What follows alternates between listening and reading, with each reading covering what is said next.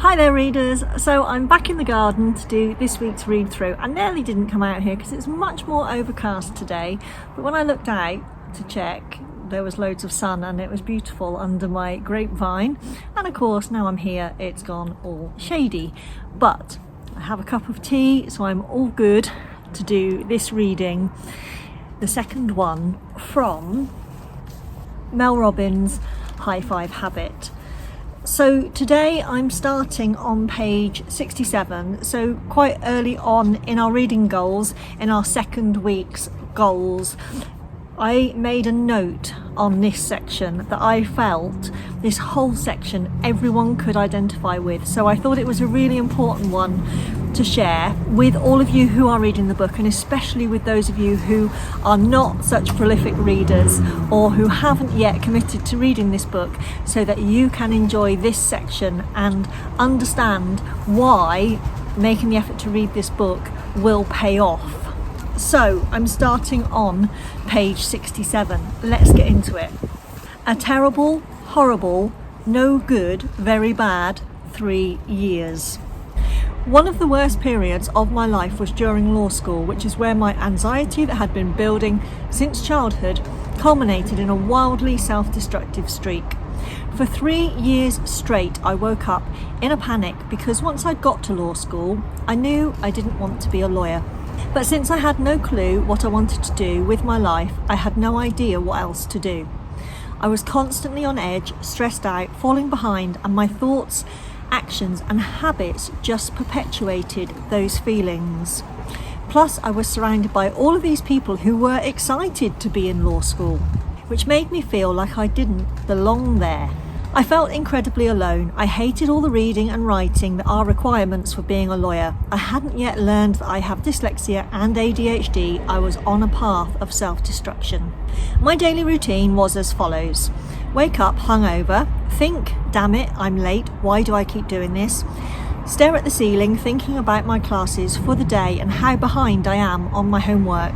Light a cigarette as I race around the apartment, drive to Dunkin' Donuts and order the biggest cup of coffee with cream and 3 sugars, drive to class, sit in class and panic about being called on.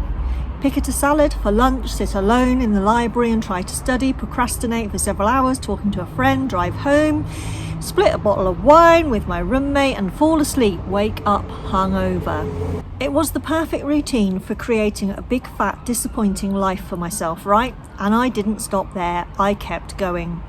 I repeated that pattern every day for 3 years, and even explaining it to you right now, I can try to laugh it off, but honestly, it makes me sick to my stomach. I spent the whole time anxious and on edge. I barely remember anything. If you look at my patterns of thought and behaviour, the choices I was making every day were keeping me locked in a painful and broken cycle. The negative thoughts, all variations of "you mess everything up," came at me in such a barrage that I could not focus on anything but surviving the day. The more I repeated this cycle, the more on edge I got. Negative thoughts fry your nervous system. The negative thoughts and feelings create a downward spiral you don't know how to escape. When you're in survival mode, it usually gets worse until you hit bottom. And boy did it get worse. I really botched up my first year, then I really screwed things up. The first summer of law school, I interned at the Attorney General's office in Grand Rapids, Michigan. The AG asked me to do a research project on the recidivism rates in Michigan. It was an incredible opportunity. Not only would I have learned a great deal on a topic that mattered to me, but I also would have had an incredible building block for my future. I was working directly for the Attorney General of a state, but I was so overwhelmed by a project that size that I never even started. I didn't even crack open a book. Not one. Here we go again. My anxiety was so chronic that I don't remember driving to work. But I do remember this. The AG called me into his office near the end of the summer. My face was bright red and I was sweating profusely in my suit jacket. I made up a billion excuses for why the project was delayed. I walked out the door and never went back. I didn't even quit. I just disappeared. I guess I was ghosting people before it was a thing. Honestly, I'm so embarrassed that I've never written about this story before. Another year, I landed an amazing summer job at a law firm in New Mexico, and a week before it was supposed to start, I had a massive panic attack over the thought of getting on a plane to fly across the country and living alone for the summer. I called the firm and lied, saying there had been a family emergency and I wasn't coming. Does this sound like the Mel Robbins you know? As you observe my story, you can see that my negative thoughts, I can't do this, triggered negative feelings, anxiety, and negative actions run away and created a spiral. Once you start spiralling, it takes some kind of force to break that centrifugal spin. I'm going to emphasise negative thoughts. I can't do this, I hate myself, I'm a wreck all the time, because when you're used to hearing them, you may not realise they are there. You also don't realise how these thoughts, when repeated, create a life of their own. Of course I wanted to be successful and strong, and of course I wanted these opportunities, but my mind was so obsessed with the narrative I invested in, say it with me, I mess everything up.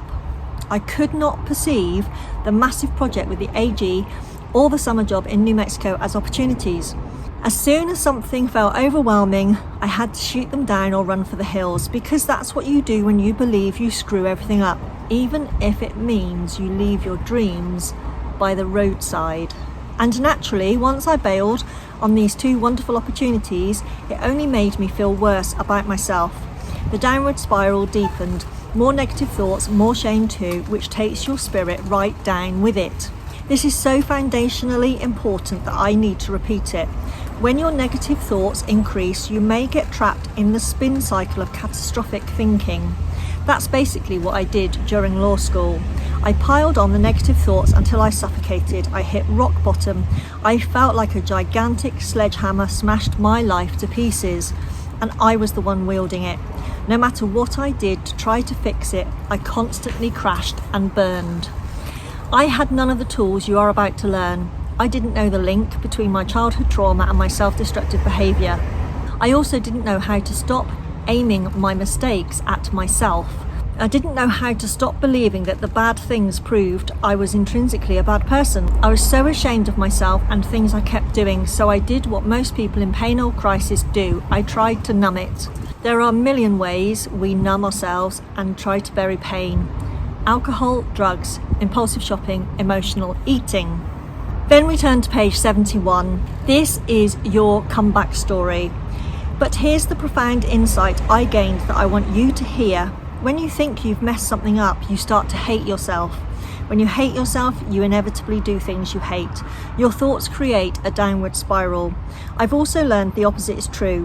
When you love yourself, you inevitably do things you love. When you treat yourself with respect, you do respectable things. And when you celebrate yourself, you do things worth celebrating.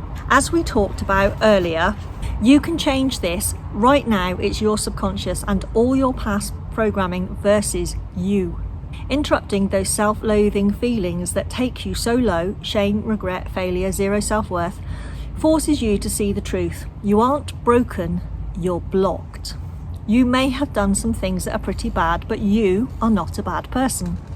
You didn't know how to act differently because you didn't understand what a critical role your constant negative thoughts, past trauma, and upbringing have on you.